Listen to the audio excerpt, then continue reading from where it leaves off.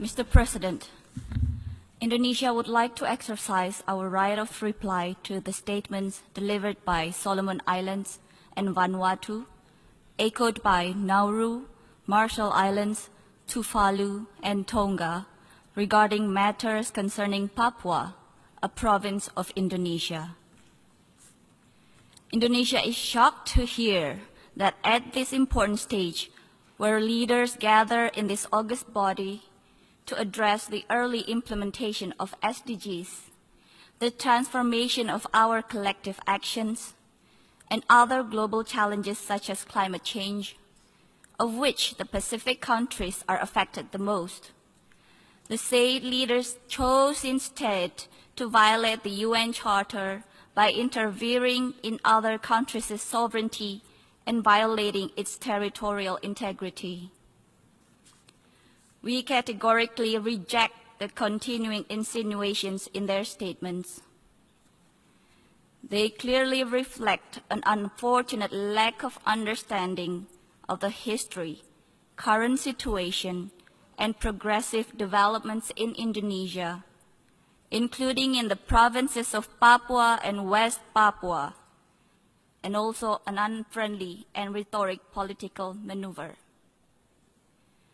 Their politically motivated statements were designed to support separatist groups in the said provinces, who have consistently engaged in inciting public disorder and in conducting armed terrorist attacks upon civilians and security personnel. Evidently, the statement made by those countries clearly violates the purposes and objectives of the UN Charter and the principle of international law on friendly relations among states, as well as the sovereignty and territorial integrity of states. I repeat, it is a violation of sovereignty and territorial integrity of states. It is highly regrettable and dangerous for states to misuse the United Nations, including this August Assembly. These countries are using the General Assembly to advance their domestic agenda and for some countries to divert attention from political and social problems at home. The said countries are also using false and fabricated information as the basis of their statement. The conducts of these countries undermine the UN Charter and are detrimental to the credibility of this Assembly. Mr. President, Indonesia's commitment to protection of human rights is unquestionable. Indonesia is a founding member of the Human Rights Council. Indonesia has sat as member of the Council for 3 previous periods and is currently a member of the Council for the 4th time. Indonesia is the initiator of the ASEAN Intergovernmental Commission on Human Rights and OIC Independent Permanent Commission of Human Rights.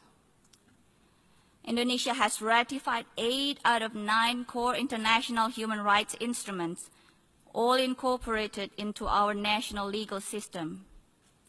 In compared, 4 by Solomon Islands and 5 by Vanuatu.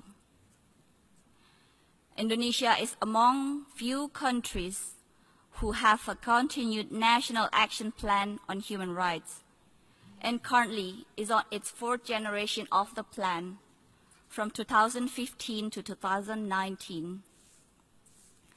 Indonesia has an active and robust National Commission on Human Rights since 1993, vibrant civil society and free media. Indonesia is also a country with full-fledged democracy in function.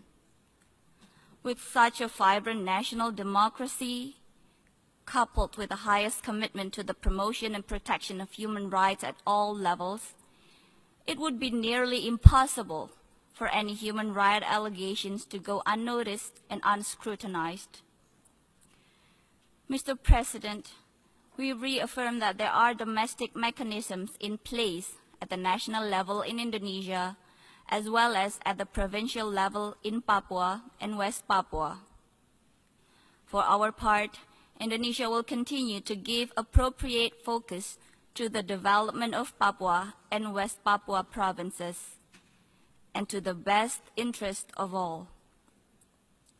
In conclusion, Mr. President, we have a saying in our Asia-Pacific region: when one points the index finger to others, the thumb finger automatically points to one's own face. I thank you.